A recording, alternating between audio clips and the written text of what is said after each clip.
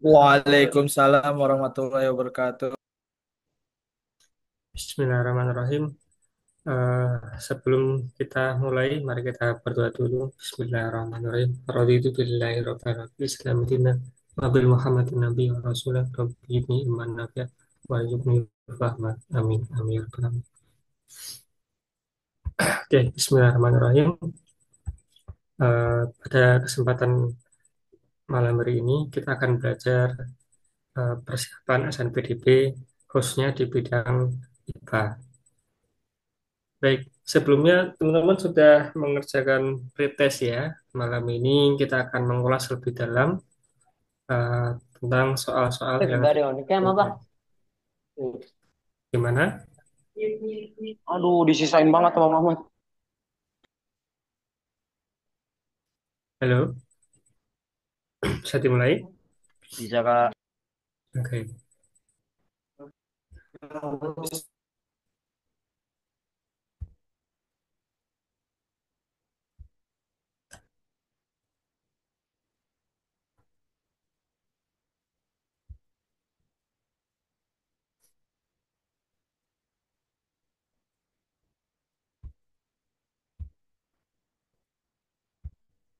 Nah, sebelumnya perkenalan dulu, saya Muhammad Hadi Fuad Salim Putra sebagai tutor ya. Baik.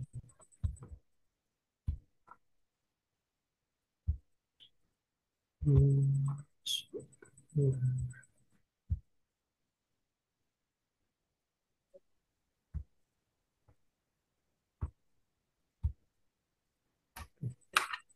Screen saya kelihatan di device masing-masing nggak? Lihat. Ya, Kelihatan. kelihatan. Oke.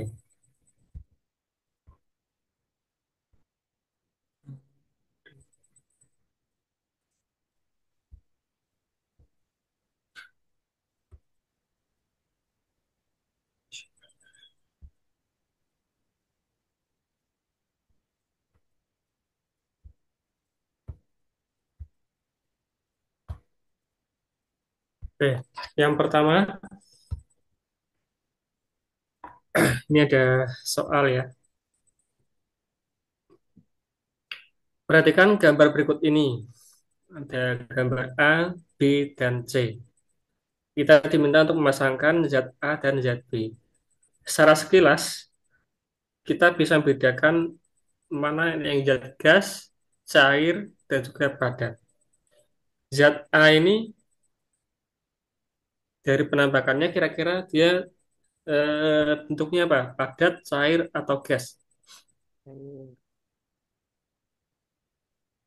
Cair. Cair ya. Kemudian yang B, Gas. gas. Yang C, Ada. padat. Nah, kalau kita sudah bisa mengidentifikasi, kita bisa memilihnya. Zat A tadi kita mengidentifikasi sebagai zat cair. Kita pilih pasangan yang dia ciri-ciri dari zat cair. Yang B tadi gas, kita cari yang untuk ciri-ciri yang gas. Nah, sebelum kita pilih, ini saya sedikit review materi. Nah, perbedaan dari bentuk zat padat, cair, dan gas. Berdasarkan bentuknya, kalau padat itu bentuknya tetap, kalau cair dia berubah, gas dan kalau gas dia berubah. Dan untuk volumenya, pada zat padat dia tetap, cair tetap, gas dia berubah. Untuk susunan partikel, padat itu teratur, kalau cair dia tidak teratur, kalau gas sangat tidak teratur. Ini bedanya. Dia teratur, tidak teratur, dan sangat tidak teratur dari susunan partikelnya.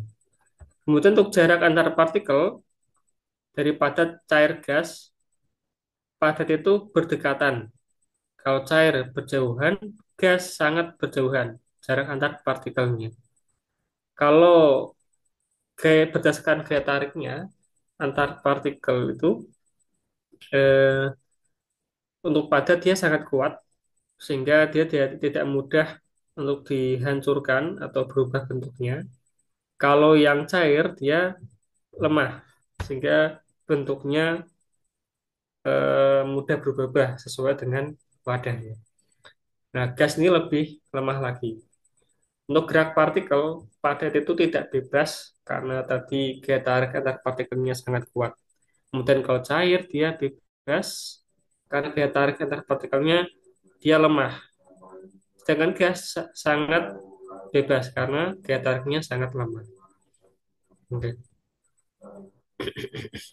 Ya, berdasarkan ciri-ciri tadi, zat A eh, pernyataan yang ini bergerak lebih bebas dan gaya tarik antar partikel agak lemah. Ini lebih bebas dan gaya tarik partikel agak lemah. Berarti yang A ini termasuk ciri-ciri apa?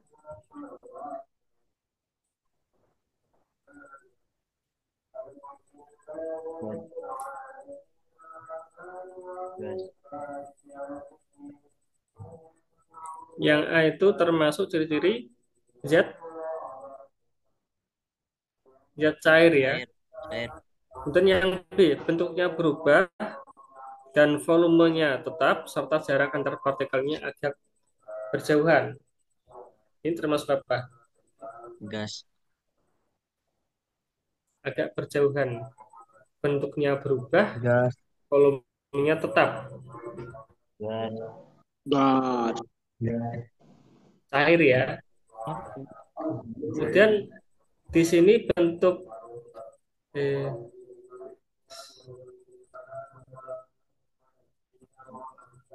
hmm,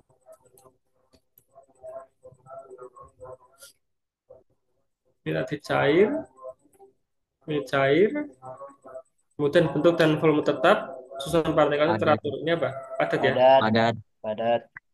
Padat. Bentuk dan volume berubah serta susunan partikelnya sangat acak. Berarti gas, Gas, gas. gas. Nah, zat A ini berarti kan cair ya. Berarti kita bisa pasangkan ke sini dan juga ke sini. Kemudian zat B. B itu gas, berarti yang sini. Oke, saya kira udah bisa membedakan mana gas, cair, dan padat ya. Perbedaan antara perbedaan antara gas dan cairan itu terletak pada volumenya ya. Kalau volumenya gas itu dia bisa berubah karena gaya tariknya dia lemah. Oke, berikutnya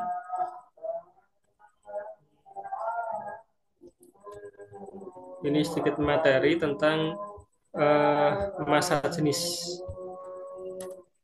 Hmm.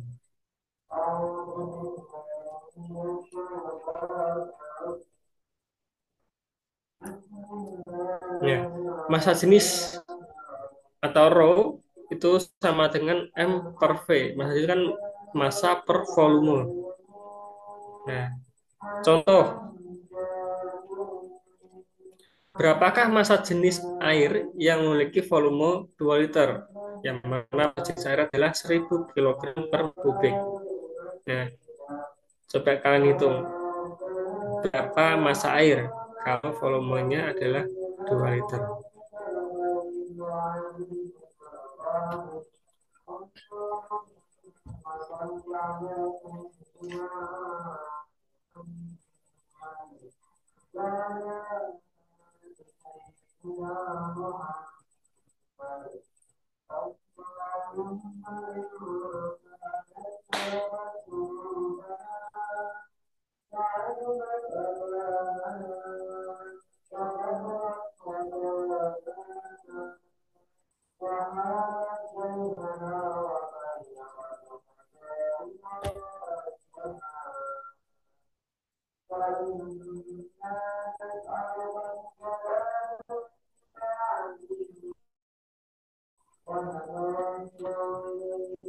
Udah.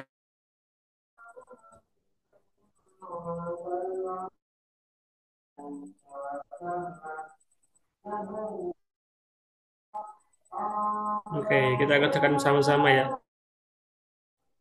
Kita mencari massa ya. Berarti massa sama dengan rho dikali dengan V. Massa jenis dikali dengan V. Massa jenisnya adalah 1000. Ini sudah satuannya adalah kilogram per meter kubik.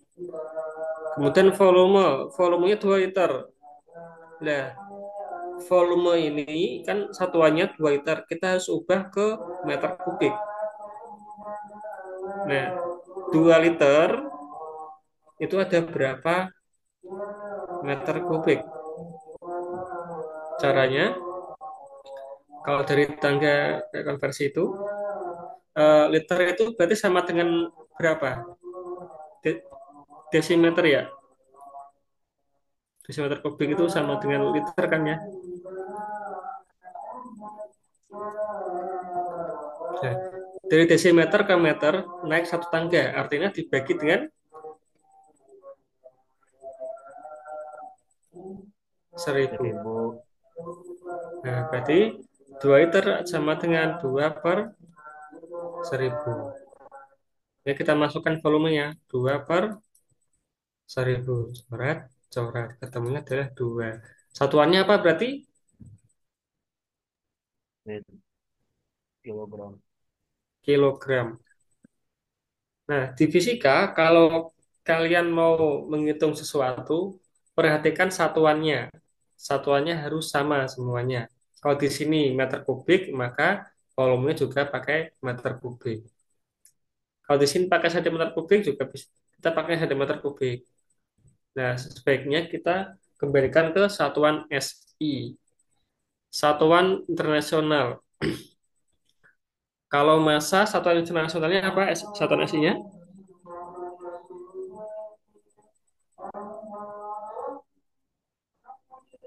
Kilogram. Kalau panjang meter. Kalau suhu,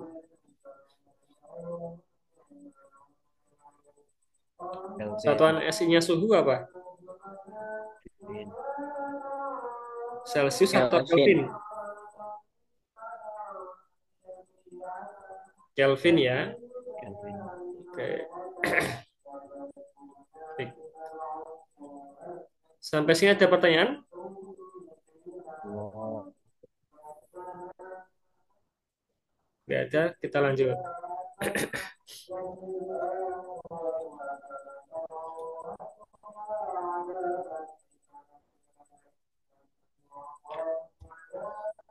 Nah, berikutnya adalah perubahan jenis zat. Zat itu bisa berubah dari padat, gas, dan juga cair. Contohnya air atau H2O bisa berbentuk padat, bisa berbentuk gas, juga bisa berbentuk cair. Sesuai apa? Berdasarkan suhunya ya. Bisa menjadi padat, cair maupun gas.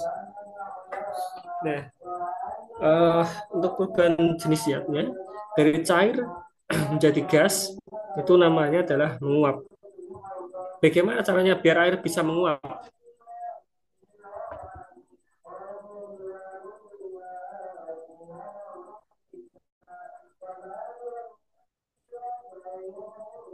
Cara menguapkan air gimana?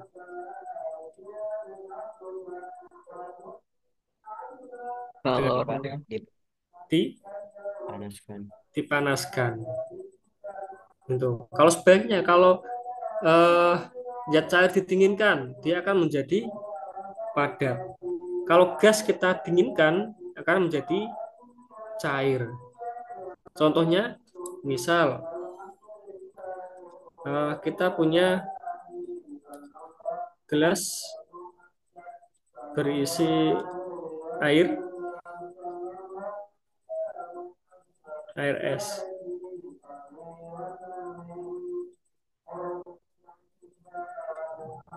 Nah, ini ada es batunya misalnya. Maka eh, yang akan terjadi di sekitar gelas akan ada timbul titik-titik air kan ya.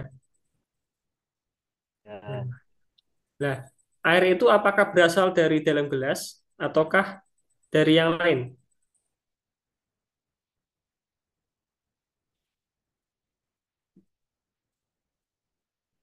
Air yang ada di gelas, yang di luar gelas, itu berasal dari dalam gelas air ini atau dari yang luar, dari lainnya.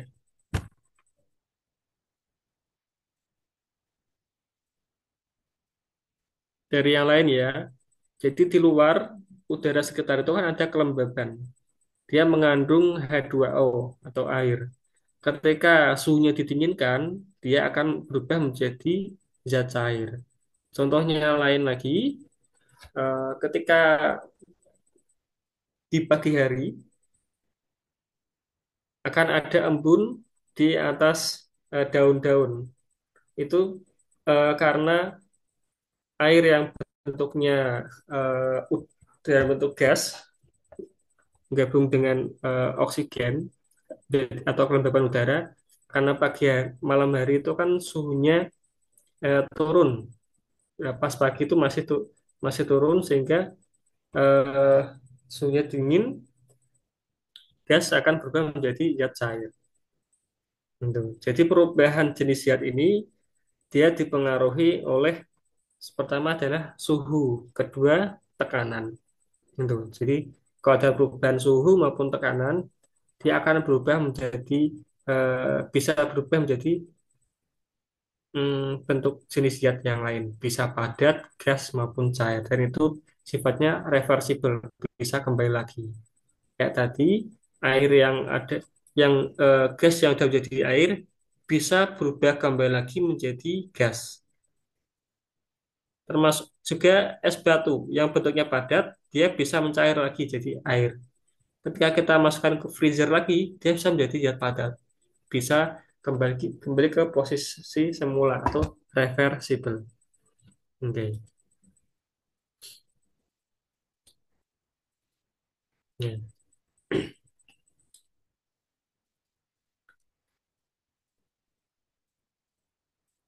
Ada contoh soal lagi.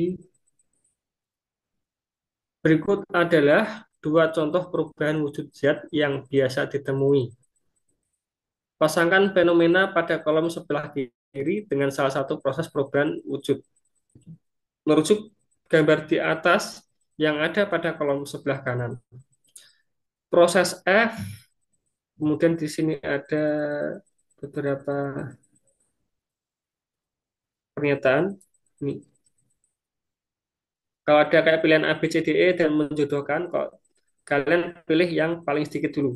Terus kamu jodohkan ke di sini. Oke, kita tentukan yang di sini dulu. Beberapa saat setelah minuman kaleng dikeluarkan dari lemari pendingin terbentuk butiran di seluruh permukaan kaleng. Nah, ini termasuk perubahan wujud dari apa menjadi apa?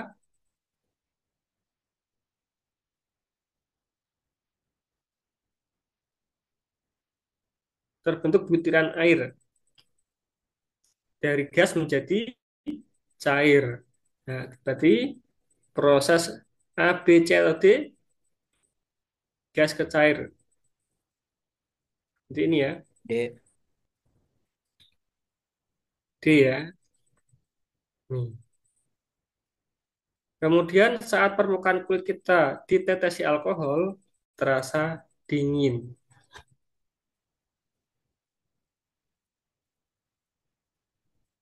Ini apa nih?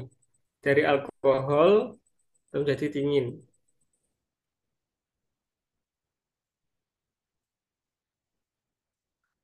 Kalau eh, apa itu berada di luar botol atau wadahnya, dia akan berubah menjadi apa? Apakah masih dalam bentuk cair apa atau sudah menguap?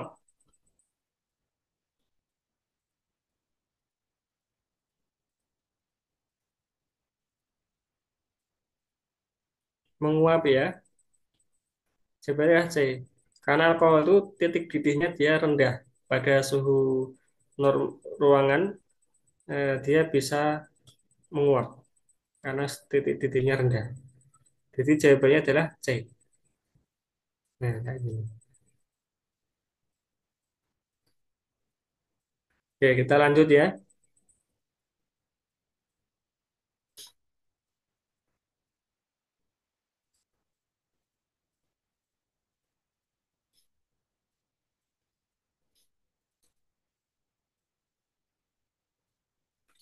Ini ada titik lelah dan titik didih pada tekanan normal ya. Tekanan normal jadi 1 atm atau 1 atmosfer. Itu kalau air titik lelehnya adalah 0 derajat Celcius, titik didihnya adalah 100 derajat Celcius dan seterusnya lagi. Nah, kalau suhu air tepat 0 derajat Celcius, dia bentuknya padat atau cair.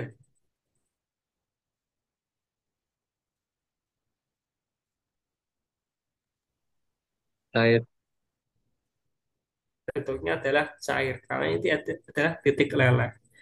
Jadi kalau mau membuat air itu membeku harus di suhu minus kurang dari 0. Kalau 0 dia akan mulai meleleh. Kemudian titik didihnya adalah 100 derajat Celcius. Kalau kita masak dengan panci biasa, menanak air menggunakan kompor, apakah airnya bisa jadi suhunya lebih di atas 100 derajat Celcius?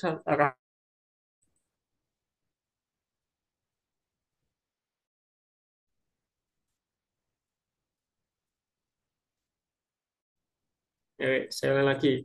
Apakah bisa kita air dengan suhu eh, sehingga suhu 100 derajat Celcius menggunakan panci biasa?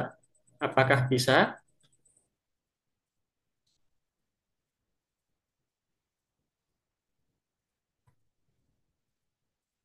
Gimana? Bisa nggak?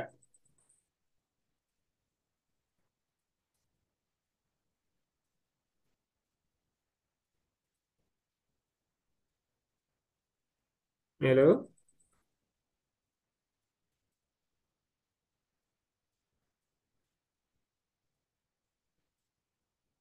Ini titik didih air adalah 100 derajat Celcius. Jadi, kalau air sudah melebihi 100 derajat Celcius, dia akan mulai menguap, berubah menjadi gas. Sehingga tidak mungkin kalau kita menanak apa itu masak air pakai panci biasa, airnya tidak mungkin lebih dari 100 derajat Celcius. Itu pada tekanan normal. Nah, beda lagi kalau tekanannya tidak normal. Artinya tekanannya adalah kita naikkan tekanannya. Misalnya kita masak dengan panci presto. Panci presto itu buat vakum. Nah, ketika kita masak suhu tinggi, tekanannya akan menjadi tinggi. Ketika tekanan tinggi, titik didihnya tidak lagi 100 derajat Celcius, bisa lebih. Makanya kayak ketika kita memasak bandeng menggunakan panci presto, suhu airnya bisa lebih 100 derajat Celcius sehingga pemasakannya bandengnya dia lebih lunak karena suhunya lebih tinggi. Gitu. Dan sebaliknya, kalau kita misal menanak nasi dengan tekanan yang rendah, contohnya kayak di pegunungan yang sangat tinggi, tekanannya kan dia lebih rendah, maka titik didihnya dia akan lebih rendah. Belum sampai 100 derajat Celcius, dia sudah mulai mendidih. Itu ya titik leleh dan titik didih. Data ini apabila tekanannya normal. Baik, lanjut. Ini adalah asas Black kalor ya. Q sama dengan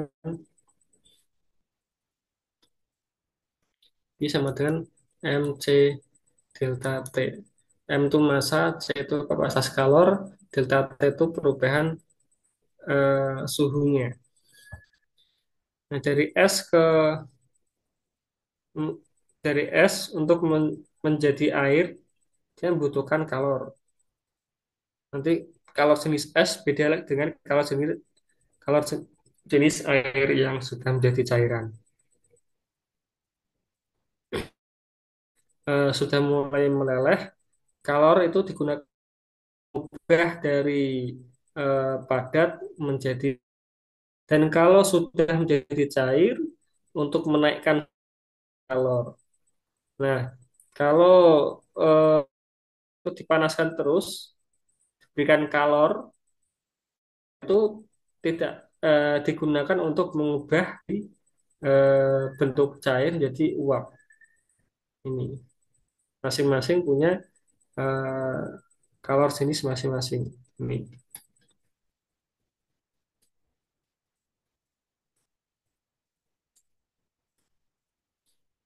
perubahan fisika, ciri-cirinya yaitu materi atau zat sebelum dan sesudah eh, perubahan adalah sama dan dapat kembali ke bentuk semula atau reversibel. Contohnya adalah kayak es ini, perubahan fisika dari air menjadi es. Ini zatnya masih sama, yaitu H2O, dan bisa kembali ke semula, bisa mencair, dan bisa dibekukan lagi, dan seterusnya. Dan sedangkan kimia, perubahan kimia, materi sebelum perubahan akan berbeda dengan materi yang setelah perubahan itu. Contohnya, ketika kita membakar suatu zat, satu benda, kayu kita bakar, dia akan menjadi karbon dioksida, dan juga ada arang. Arang. Nah, setelah terjadi perubahan kimia, dia tidak bisa kembali lagi ke posisi semula. Arang dan karbon dioksida tidak akan bisa menjadi kayu lagi. Untuk perbedaannya, perubahan fisika dan kimia terletak pada perubahan apa itu zatnya dan juga reversible atau irreversible. Tanda-tanda terjadinya reaksi kimia yaitu ada perubahan warna, terbentuk gas, terbentuk endapan, atau ada perubahan energi. Jadi kalau ada salah satu eh, apa itu ada tanda-tanda atau ciri-ciri ini, berarti dia termasuk reaksi kimia.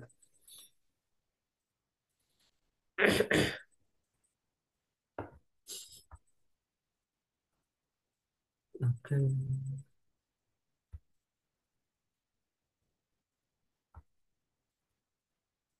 Nah, sifat dari suatu zat dibedakan menjadi sifat fisik dan sifat kimia.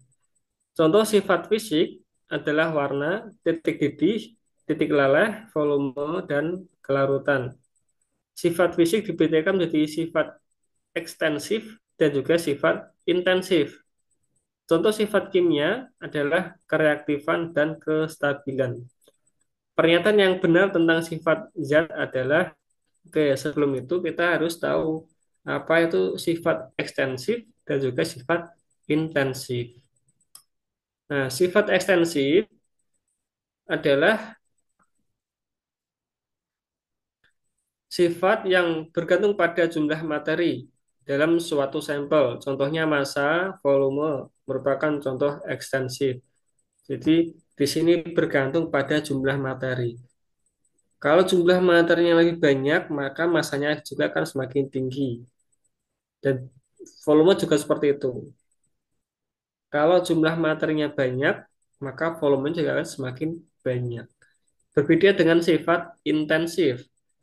Intensif ini sifat materinya hanya bergantung pada jenis materi dalam sampel dan tidak pada jumlahnya. Contohnya adalah warna, suhu, kautan merupakan contoh sifat intensif. Jadi eh, warna hmm, itu tidak dipengaruhi oleh jumlah materinya. Contohnya kayak eh, bensin misalnya. Bensin kan warnanya agak ke hijau biru-biruan tuh. Kalau jumlah zatnya atau jumlah materinya dia semakin banyak, dia tidak akan mengaruhi warnanya, suhunya, dan juga kelarutannya. Itu tidak dipengaruhi oleh sifat materinya. Oke, kembali ke soal yang tadi, pernyataan yang tepat yang mana? Oke, kita cek satu persatu. Titik leleh, titik didih, dan warna termasuk sifat intensif. Intensif tadi apa?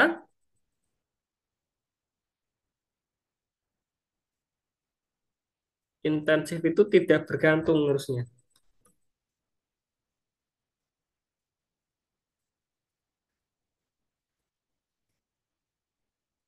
Nah, tapi di sini tergantung pada jumlah zat. Berarti ini jawabannya adalah salah. Yang B, panjang, volume, dan massa termasuk sifat ekstensif karena bergantung pada jumlah zat. Nah, ekstensif ini kan bergantung. Nah, panjang itu apakah bergantung pada jumlah zat? Jawabannya adalah iya. Berarti jawabannya B. Kalau warna, titik leleh, dan massa termasuk intensif karena tidak tergantung pada jumlah zat yang diukur. Nah,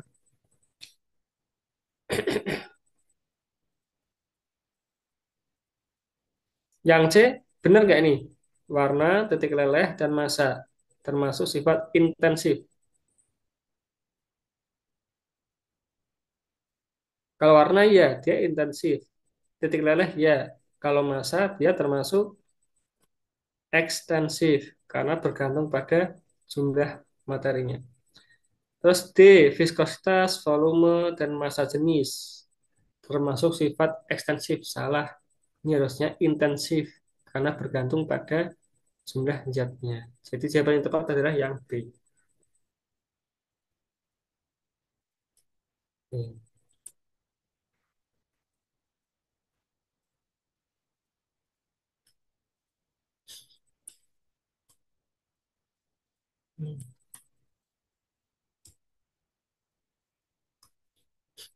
Terus soal yang tiga, perubahan iklim adalah pemanasan global. Merupakan peristiwa meningkatnya suhu rata-rata. Penyebab naiknya temperatur di bumi secara tertahannya radiasi dan sinar matahari. Keberadaan gas-gas rumah kaca setiap tahun di atmosfer menahan radiasi ke bumi sehingga temperatur bumi menjadi naik. Fenomena ini dikenal dengan efek rumah kaca. Beberapa faktor yang penyebab terjadi efek rumah kaca adalah meningkatnya penggunaan alat transportasi dan kegiatan industri, adanya penggundulan hutan, serta meningkatnya perilaku konsumtif manusia. Pasangkan pernyataan nomor satu dan 2 dengan pilihan jawaban yang tepat. Oke, penyebab pemanasan global.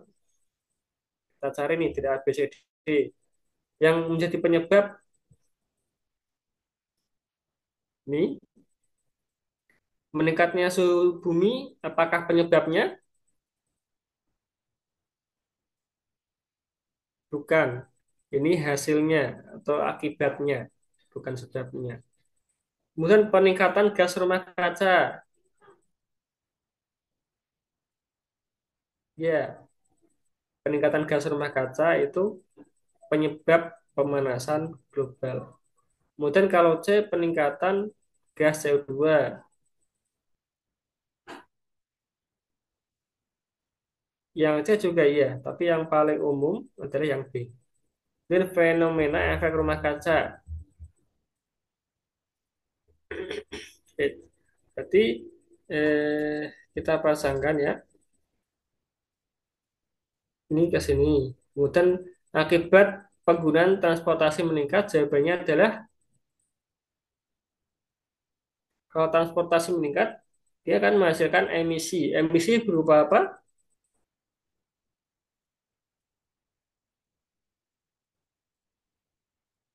Peningkatan gas CO2. Hmm.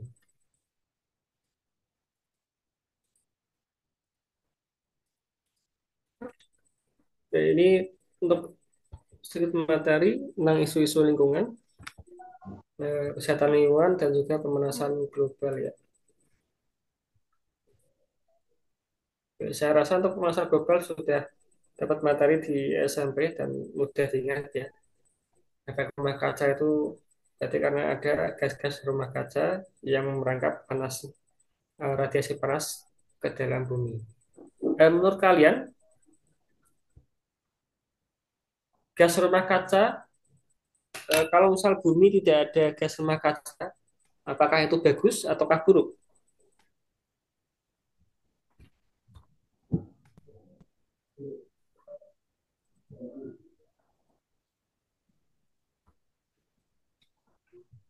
Halo? Bagus nggak kalau bumi nggak ada gas rumah kaca?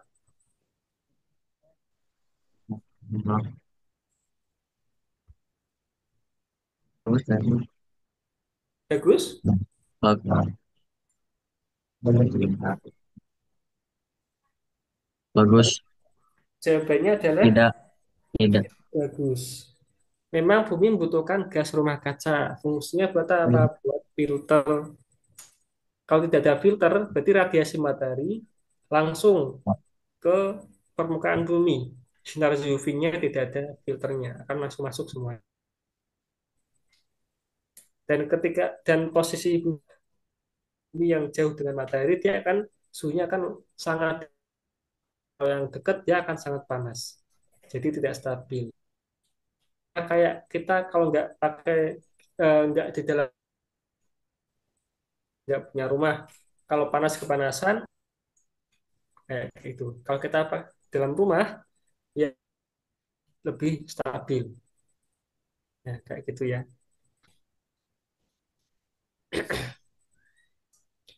eh Apa itu, gas rumah kaca itu terdiri dari karbon dioksida, NO3, SO4, dan juga metana. Kalau metana, gas metana dia coba sebutkan.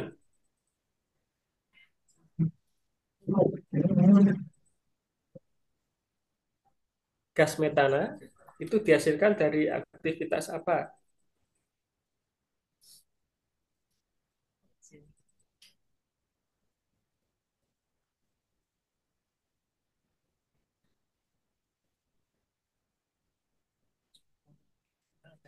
Sebenarnya peternakan. Jadi hewan kayak sapi, kotorannya dia itu menghasilkan gas metana. Jadi kalau terlalu banyak gas metana juga nggak bagus. Nah, itu sebagai gas rumah kaca juga. LPG juga dia termasuk gas metana. Kalau LPG bocor dia termasuk gas rumah kaca. Kemudian eh, CFC tahu,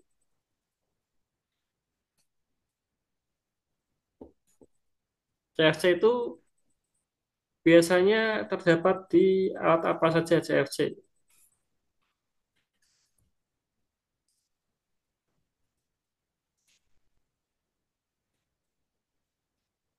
CFC itu ada di AC dan juga kulkas. Kemudian minyak semprot juga pakai CFC. Itu termasuk gas rumah kaca. Jadi CFC itu kalau kalau di atmosfer dia bahaya karena bisa mengikis lapisan ozon. Karena ada reaksi kimia, lapisan ozonnya bisa menjadi lebih tipis. Kalau tidak ada lapisan ozon, nanti radiasi sinar UV matahari akan semakin banyak yang masuk ke bumi. Karena itu penggunaan CFC sekarang sudah mulai ditinggalkan. Nah, sekarang eh, kayak AC itu sudah tidak menggunakan CFC lagi. Baik, lanjut. Ini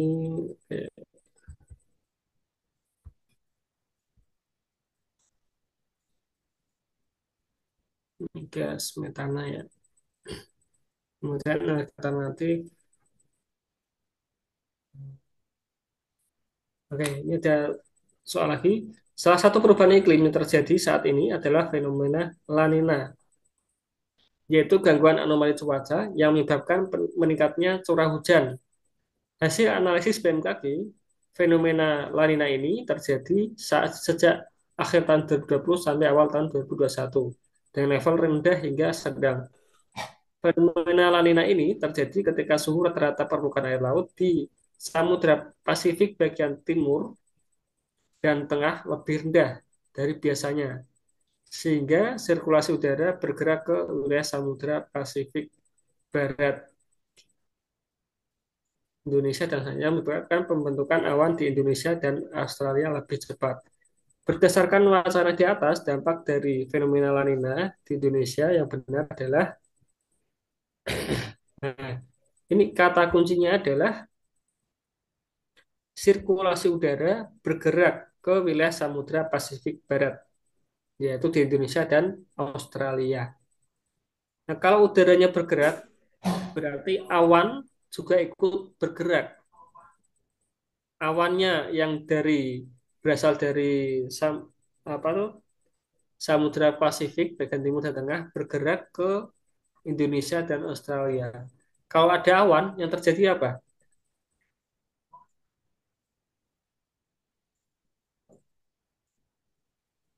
Hujan kan ya. Berarti curah hujan di Indonesia dia akan merata. Jadi peningkatan curah hujan merata di seluruh wilayah Indonesia. Nah, di sini dari bacaannya adalah Indonesia dan Australia dianggap merata ya.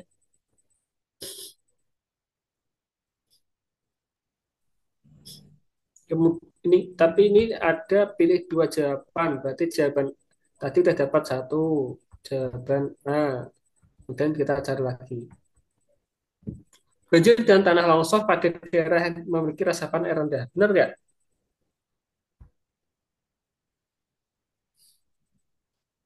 Banjir dan tanah longsor pada daerah yang memiliki resapan air rendah. Ya, betul ya. Banjir dan gempa bumi di bawah laut di daerah berpotensi tsunami. Eh, banjirnya iya, tapi gempa bumi di bawah laut ini kan tidak ada hubungannya dengan fenomena La Nina. Salah. Yang D, meningkatnya penyakit menular dan disebabkan oleh air seperti diare, disentri, dan kolera. Nah, ini belum belum pasti, belum tentu. Tergantung apa itu airnya menggenang atau enggak. Ya, jawabannya adalah A dan B.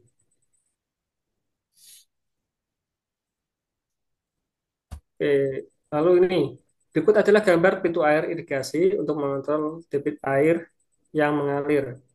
Pintu air irigasi akan terangkat.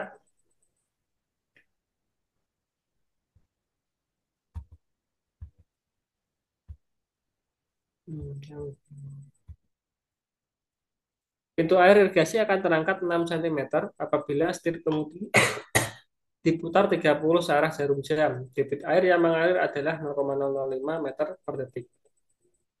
Jika setir kemudi diputar 120 searah jarum jam selama 2 jam, maka banyaknya air yang dialirkan adalah sebanyak berapa meter kubik. Yang ditanya adalah volume yang dialirkan. Ini ada kaitannya tentang debit ya. Oke, debit itu kan banyaknya volume per satuan waktu.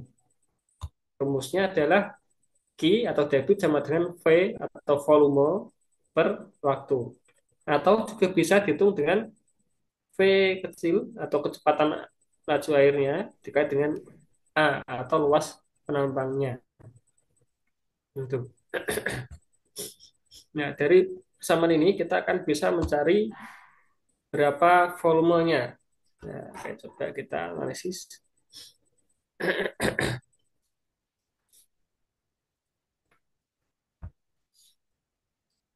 Yang ditanya adalah volume ya.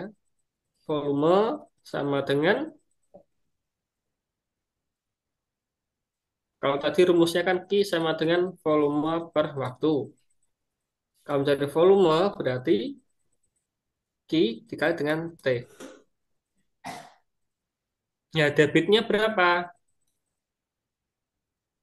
Apakah sudah diketahui di dalam soal debitnya?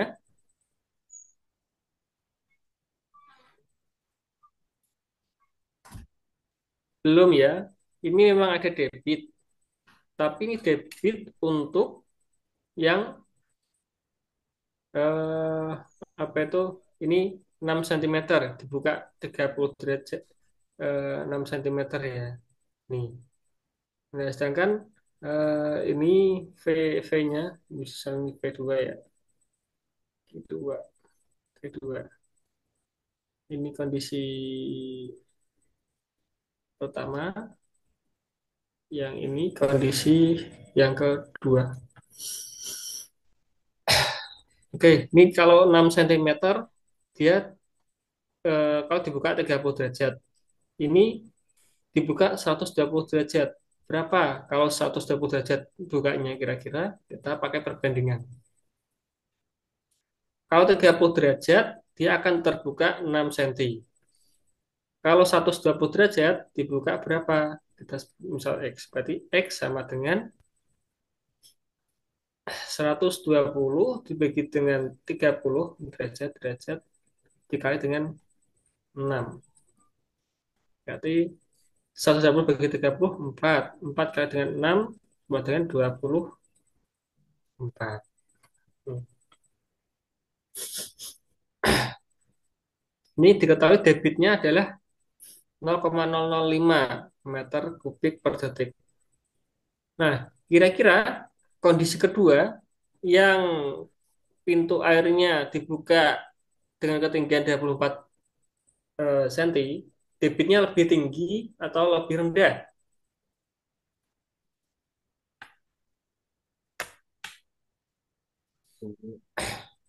Tentu lebih tinggi ya, kayak keran.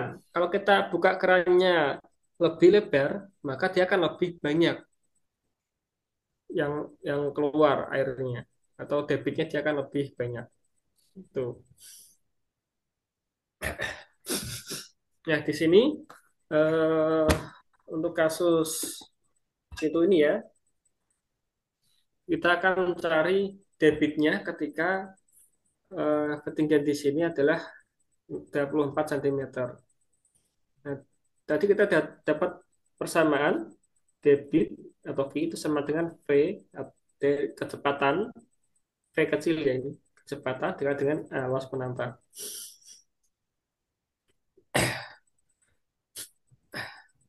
Oke, pada kasus ini V-nya dia adalah konstan. V-nya konstan. Sehingga debitnya dia akan berubah.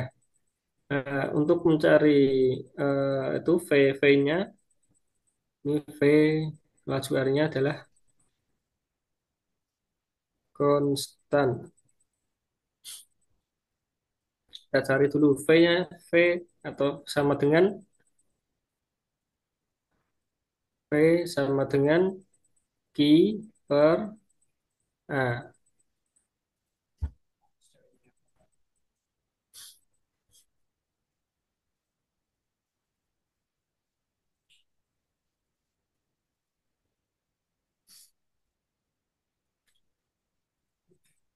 Nah, terus kita cari di sini Q-nya yaitu 0,005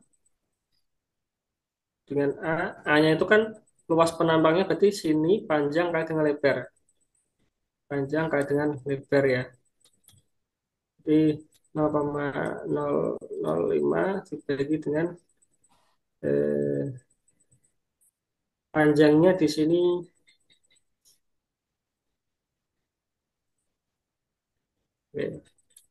dapat konstan lebarnya adalah 6 ya.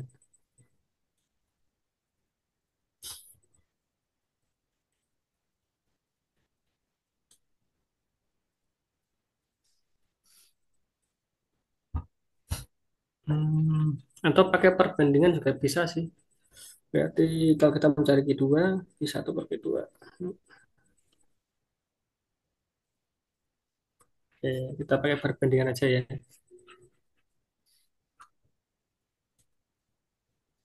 Oke, I sama dengan kan V dikali dengan A. Oke, kita pakai satu Q2 Q1. V-nya konstan. A-nya itu kan panjang kali dengan lebar. V-nya konstan, panjang kali lebar. Jadi L2 ini L1. Tadi V-nya konstan, P-nya ini berarti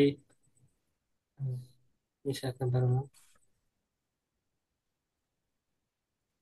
Ini panjang, ini lebar. Panjangnya dia konstan di sini, cuma diangkat naik aja, lebarnya berubah. Coret, coret, coret sehingga L2 per L1. Terus berarti Q2 sama dengan Q1 dikali dengan L2 per L1. L2-nya 24. Oh ya, Q1-nya. Q1-nya 0,005 dikali dengan L1-nya, L2-nya 24. Ini 6. 24 bagi 6 berapa? 4. 4 ya. 4 kali 5, 20. Berarti 0,020. Satuannya meter kubik per sekon. Nah, ini adalah Q2 ya, ketemu Q2.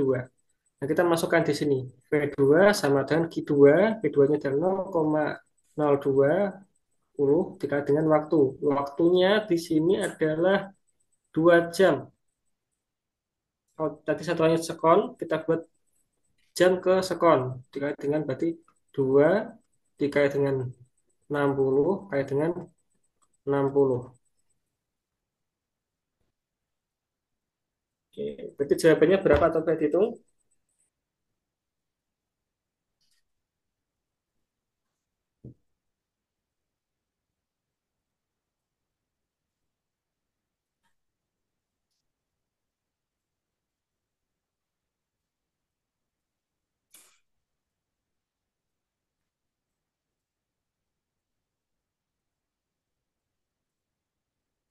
Jawabannya adalah D ya. 2 kali 60 kali 60, 7.200 dikali dengan 0,020 jadinya adalah 144 meter kubik. Nah, berarti untuk menyelesaikan soal ini kita menggunakan perbandingan ya. Kalau tadi ini perbandingan dulu untuk lebarnya berapa, kemudian kita dapatkan key atau debitnya menggunakan perbandingan lagi, kemudian kita substitusikan ke persamaan ini. P sama dengan Q2 kali dengan T2. Sampai sini paham? Um, Paham ya, oke.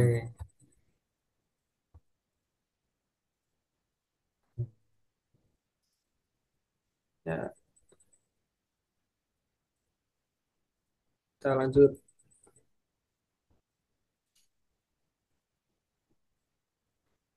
Masjid Ulil Albab memiliki bak penampungan air yang mengalirkan air ke dalam bak mandi melalui sebuah pipa. Setelah 5 menit, air dialirkan ke dalam bak mandi. Volume air dalam bak mandi adalah 33 liter dan setelah 9 menit volume air dalam bak mandi adalah 53 liter. Volume air dalam bak mandi setelah dialiri air selama T menit dinyatakan dengan VT sama dengan V0 plus AT liter. Dengan V0 adalah volume air dalam bak mandi sebelum air dialirkan dan A adalah debit air yang dialirkan di setiap menit. Volume air dalam bak mandi sebelum air dialirkan adalah, oke, untuk misalkan ini kita teliti, kita cek yang ditanya apa adalah volume air sebelum air dialirkan, ya volume. Ini ada persamaan V besar. V sama dengan VT V0 plus A kali dengan T. VT itu adalah volume akhir, V0 berarti V awal, cepat volume awal, A itu debitnya, T adalah waktunya. Nah, pada kondisi pertama ini, setelah 5 menit, volumenya ada 33. Oke,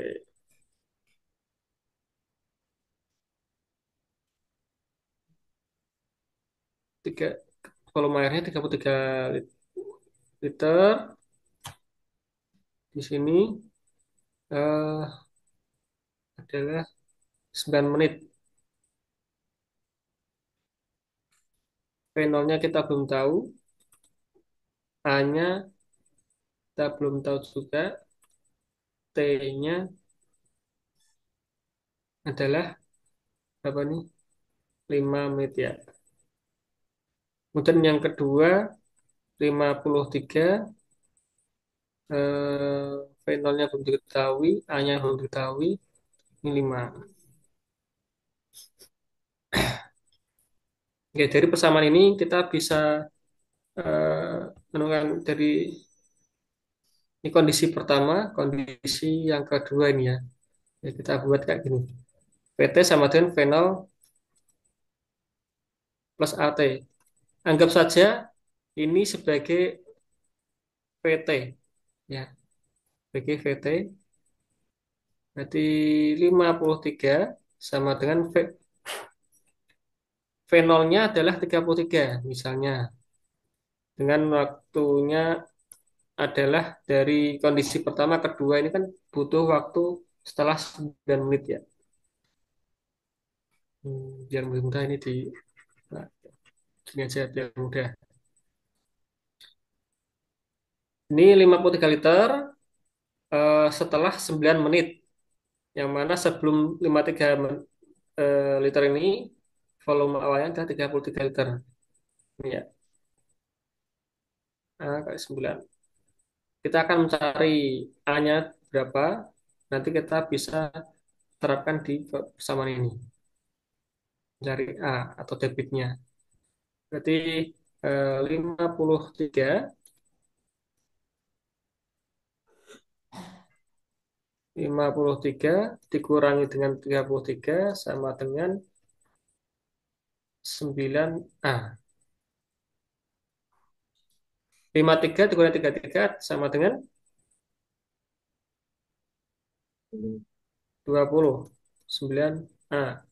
Berarti A sama dengan 20 per 9. Ini adalah debitnya. Kemudian kita masukkan di sini. VT sama dengan V0 plus KT. Kita akan mencari V0 ya. Kita bisa menggunakan kondisi pertama, bisa kedua. Ya, yang pertama berarti volume air dalam bak mandi sebelum air dialirkan. Berarti pakai ini. Kan 5 menit pertama nih.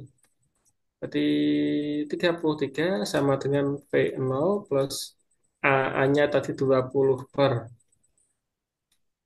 9. Terus T-nya ini tadi 5 menit dari V0.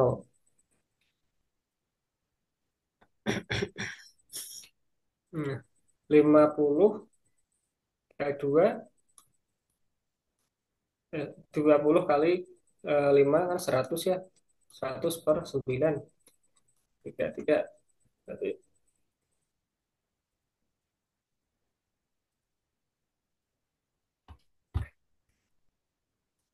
33 dikurangi 100 per 9 sama dengan V0. 33, 100 per 9,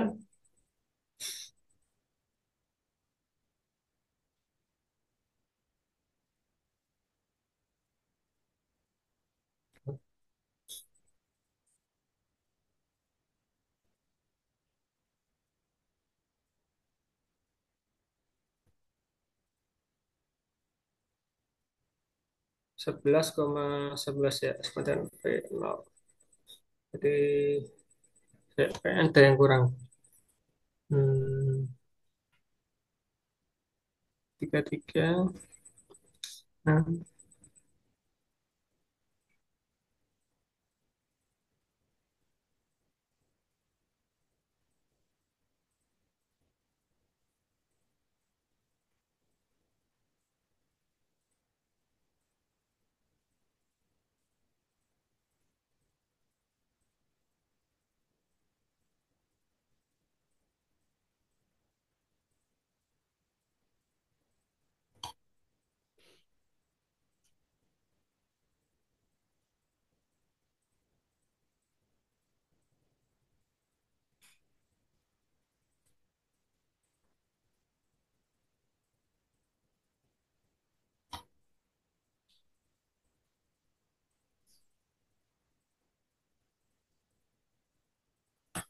jawabannya harusnya adalah 22 ya. Nah, nggak ada jawabannya di sini.